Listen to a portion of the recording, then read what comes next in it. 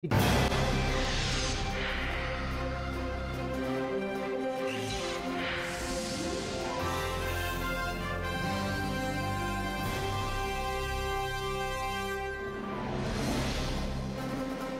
and welcome to Dialogue. I'm Yang Rui, coming to you from Beijing. Chinese tourists are being accused of giving the country a bad name. It seems the more their numbers grow, the worse their reputations become in tourist destinations around the world. But are the criticisms of rudeness and ignorance justified? Are China's tourists really worse than any others?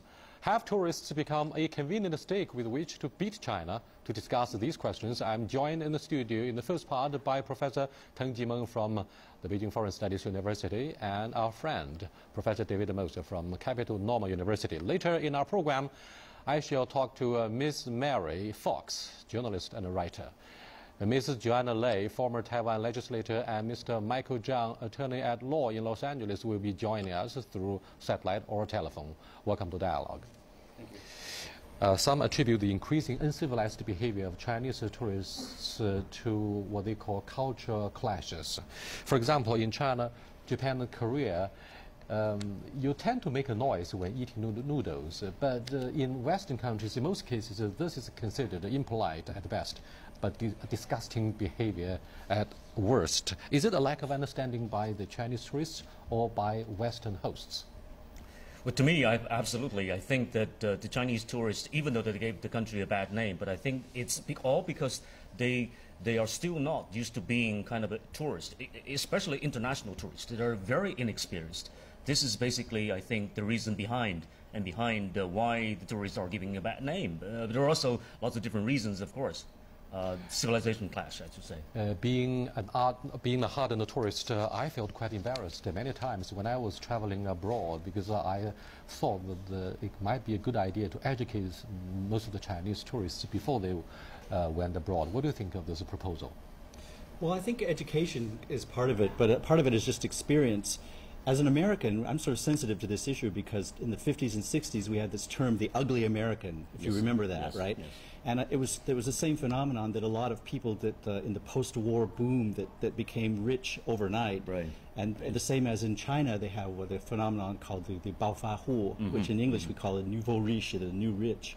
And the same phenomenon, they were going to Europe and countries that they had no knowledge of, right, and couldn't speak the language, but were suddenly rich. Right, and so they got this reputation for being rude, selfish, obnoxious, and not respecting the local culture. Right. So I think, I just see this as similar, I think. China's going through the same situation. Well, I agree, David. I think it basically has nothing to do with education. It's not the kind of conventional education in its conventional sense of the word. It's all about kind of like giving a crash course and being part of this international traveling group. Right. I mean, basically, it's all about being the tourist. I mean, you cannot change the habits at heart. I mean, it's basically the habits at heart in terms of speaking loud or in terms of crossing the street without, on red lights. Because back in the countryside, we don't have red lights.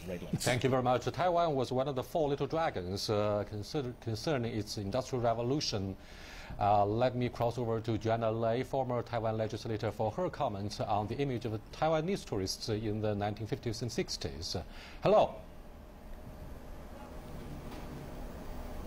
Yes, Yang Rui. Hi, Joanna. I mean, many of the Taiwanese tourists did have very deep pockets in the 1950s and 60s, and I think they did travel a lot extensively in those days. What about the image of Taiwanese tourists? Were they prepared for the local etiquette and the manners? Well, certainly tourists are diplomats. They are ambassadors of their home cultures. When Taiwan tourists first went to the international markets, a lot of the issues and problems you're describing have been used to describe Taiwan tourists. But as we get more mature in terms of exchanging with other cultures, I think both the tourists themselves have an increased sense of pride in representing their home culture, but also have an increased knowledge, understanding of the receiving culture. They become observant of local rules and norms, and therefore be accepted as someone who understands that normal local culture. So I think there is a natural progression in terms of tourism. As I said earlier, it is a little bit like diplomacy. So you must start from a sense of pride to represent yourself, but also with trained eyes to understand what is expected of you from that receiving culture. Right, putting on a smile is perhaps one of the most appreciated aspects of the Chinese tourists. But Taiwan is preparing for change in its visa restrictions on Chinese mainland tourists. From August, some wealthy executives and white-collar professionals from Chinese mainland will be able to apply for multiple entry visas. So why relax visa restrictions for these people? How important to have mainland tourists become since Taiwan lifted its ban on traveling to the island in July 2008? What do you think of the image of mainland tourists? Well, easing travel restrictions will be a very important prerequisite for the two market niches Taiwan is trying to attract. One is the business decision makers, the business travelers. For them, convenience and expediency are critical. The other is free individual traveler. As a destination competing with all the world, with other destinations, Taiwan must make ease of entry a prerequisite in order for those free individual travelers come to Taiwan. So further easing of visa restriction is a must for us to attract mainland Chinese tourists. As for the impact, mainland Chinese tourists has been extremely important for certain districts. They are the key economic driver for the growth of those districts, as well as certain sector. We are looking at increasing number of sectors who cater towards the needs of mainland Chinese tourists, both while they're in Taiwan and when they return to their homelands. Thank you very much. We'll get back to you in a few seconds. Welcome back to the studio discussion here. Yes, indeed, the Chinese mainland gave Hong Kong a shot in the arm in the wake of the financial meltdown a few years ago. But what about the quarrels between the two territories, the Hong Kong and the mainland, about the behavior of mainland tourists? Once again, I think it's a very, very delicate question. Hong Kong should be ready, and Hong Kong should be basically tolerant, because we have different cultures and different customs for many, many different years. And so, in a sense, this is a new beginning. We should tolerate each other. We should actually try to understand each other. And basically, Chinese tourists are curious and friendly, polite, but then you cannot say that all Chinese, all mainlanders are supposed to be rude or kind of rowdy or, in a sense, loud. So I would say that there's a reason behind everything, and you have to understand, you have to continue to exchange ideas and try to, in a sense, come to, in a sense, grip with each other instead of arguing or, in a sense, make laws restricting the entry. It would be, I would say, it would be rather racist if they do so. Well, what do we think of this possibility that the legacy of British colonialism may have been underestimated after 1.5 centuries of the colonial history? What do you think of British education in terms of the table manners and other aspects of one's etiquette? Right. I think that's a big point. I mean, it was interesting to me that there was such a cultural clash between the mainland tourists and in Hong Kong, because you would think from an outsider vantage point, you would think Chinese, these are both Chinese culture. Why should there be anything like a cultural clash? And on social media, Professor Kong Qingdong even talked dirty with the fans or surfers of the social media. What do you think of the behavior of the Chinese professor? He's from Peking University. Well, I don't think he's a good representative of that. Was an exception. No, that was an exception. We tend to think of him as a sort of an ugly Chinese in the academic community. Kind of clown. He's a little bit. He's a little bit over the top, I think. Yeah. Right. Yeah. But it's interesting because there was this cultural clash. But I thought it was also the interesting thing was that I thought both sides were actually being prejudiced against each other.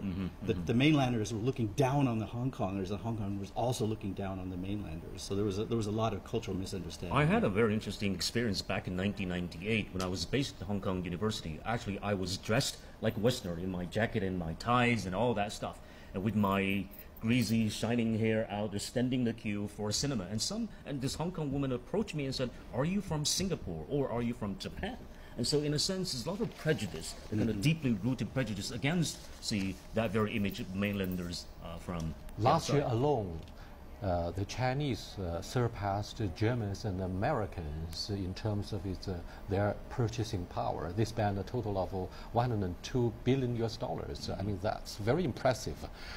However, I believe owners of the local shops and restaurants in Western countries may have had a very strong mixed feeling towards the behavior of the Chinese tourists. They went there to do more shopping than for sightseeing in most cases. David, what's your immediate response? My immediate response is that I have a lot of my relatives that are guilty of that, that go to foreign countries, and the main thing on their agenda is I have to buy, 5 iPads and 6 Rolex watches and things for my cousins and uncles and aunts and stuff in the mainland. It's true. It's that's not a stereotype. Most Chinese who get the chance to go overseas, their obsession, their duty, their reason for being there very often is buying as much of these items as they can and bringing them back. And I think that gives them a bad reputation too, that they're not focused on tourism, they're focused on buying cheap. The next problem, gentlemen, is whether Europeans were really prepared for the Chinese tourists who were inundating their shops and restaurants, very much like what happened in 2001 when China entered the WTO and look at the quota system of textiles. This quota system needed to be phased out gradually, but all of a sudden, overnight, Chinese products found their ways to the European market, and the Europeans complained a lot. For example, Chinese shoe shops were set ablaze in Spain. Right. So what do you think of the mentality of the European host countries? Well, to a large extent, I think for a mature commercial society, people are always ready to accept a fair and kind of a just situation, like fair price. I mean, you're not supposed to flood this market with cheaper price. And that actually caused a huge sensation. I mean, frankly, lots of local shops would go bankrupt in this case. And so I would say that we need to study the market and try to investigate into that market and try a slow, a kind of a one-step thing at a time sort of method, instead of flooding the market and instead of overwhelming the market or the locality with cheap things. But I agree, I mean, to a large extent, the cheap products actually benefit the locals. Yeah.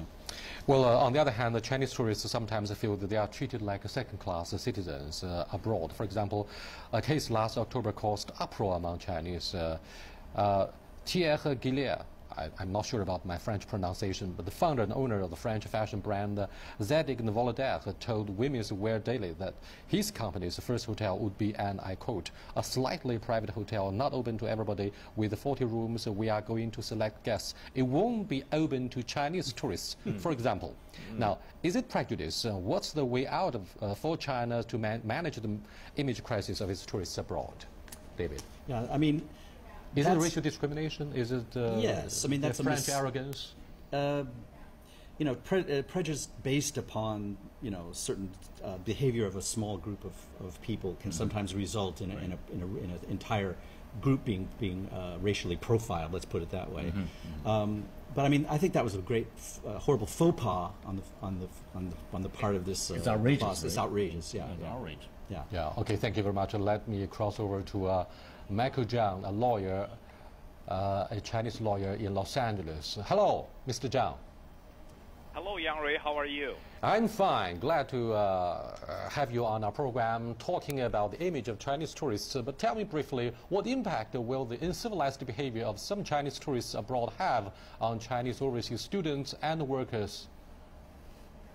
Well, it has indeed brought some impact. I'll give you an example. Yesterday, I and my wife went to Las Vegas, and there is a factory outlet which sells cheaper, high-class brand products.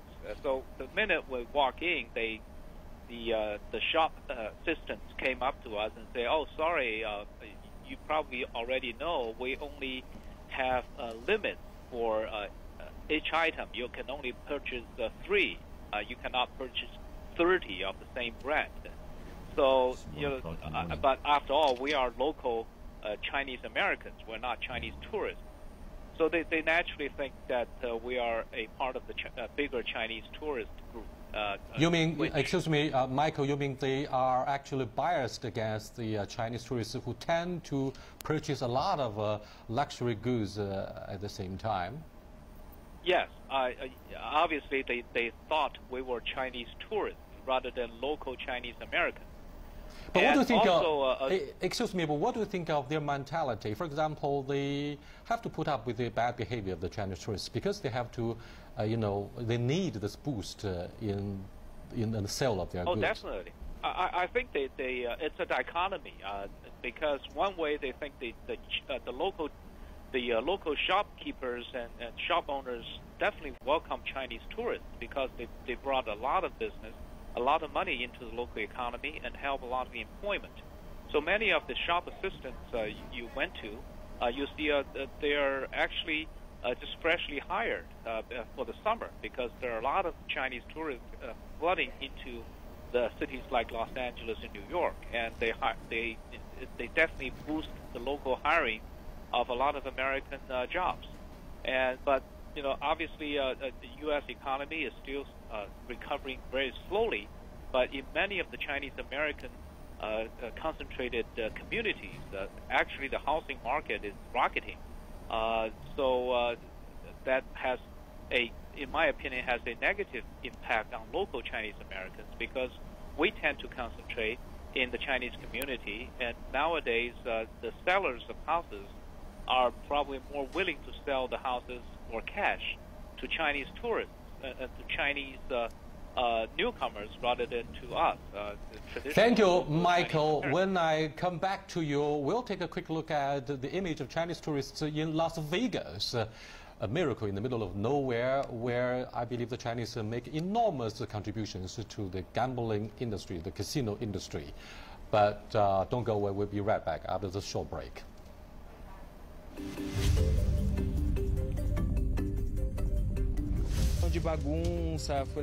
The Chinese people do not queue up in the shop. I don't know much about China, but it's not our custom. I find it unpleasant.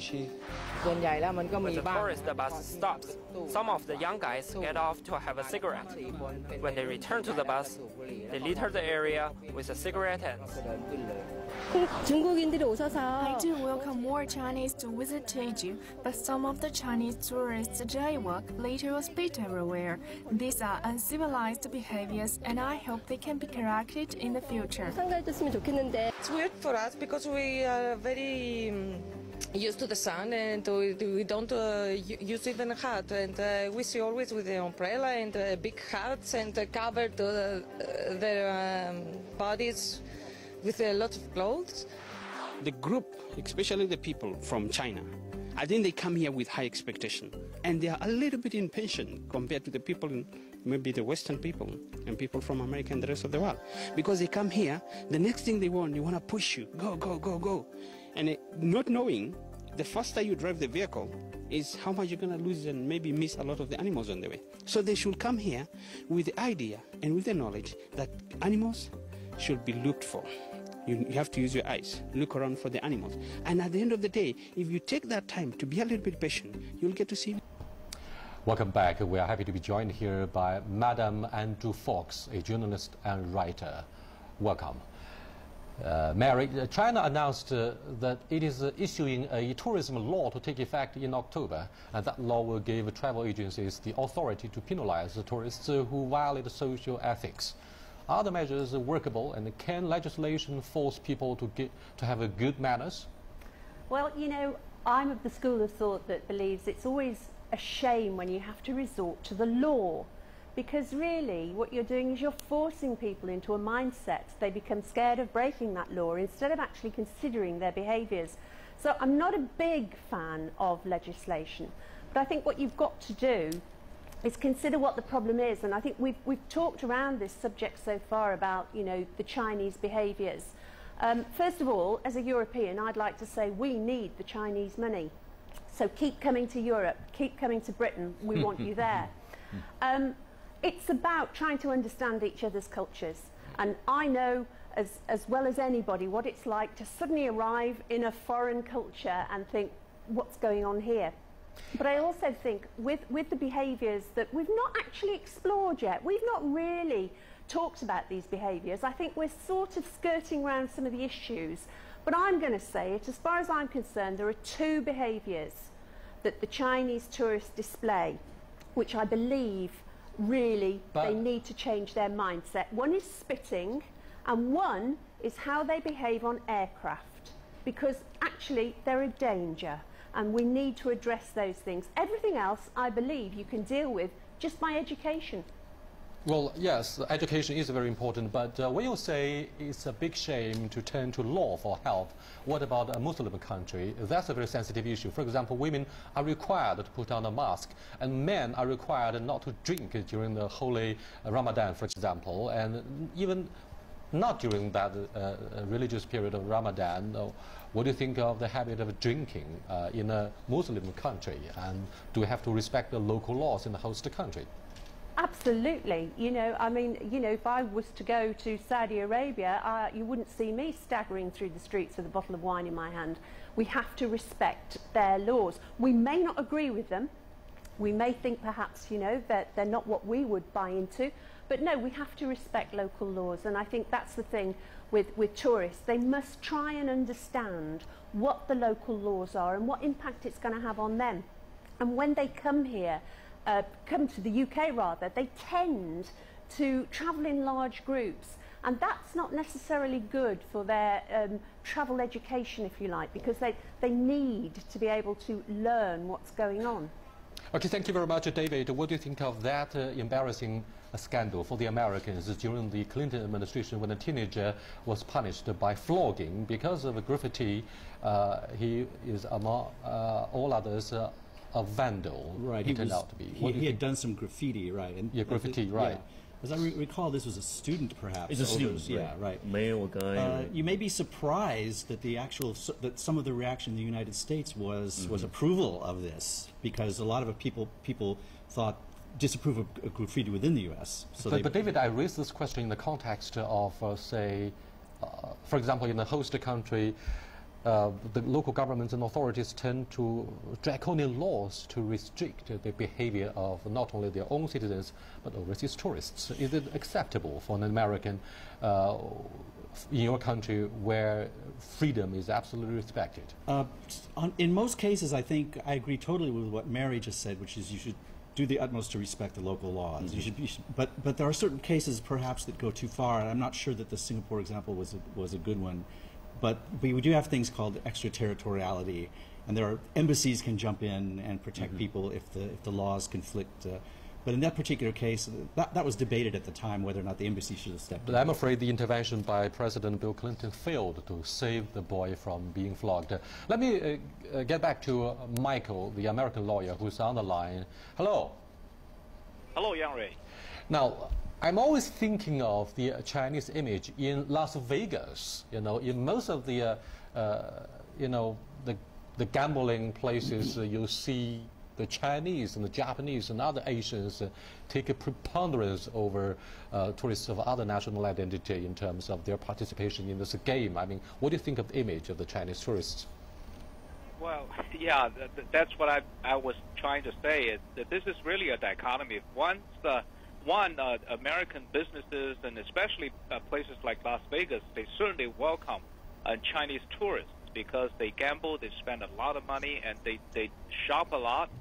And I heard some extreme stories that those gaming facilities will even send jumbo jets to Hong Kong to pick them up and just to fly them over to Las Vegas so they can gamble. So on the one hand, they are very much welcomed, but also when every time I travel and came back to Los Angeles, when I enter, and the first huge advertisement at LAX, the airport, is a Chinese language advertisement welcoming Chinese tourists to visit their gaming facilities and gambling facilities.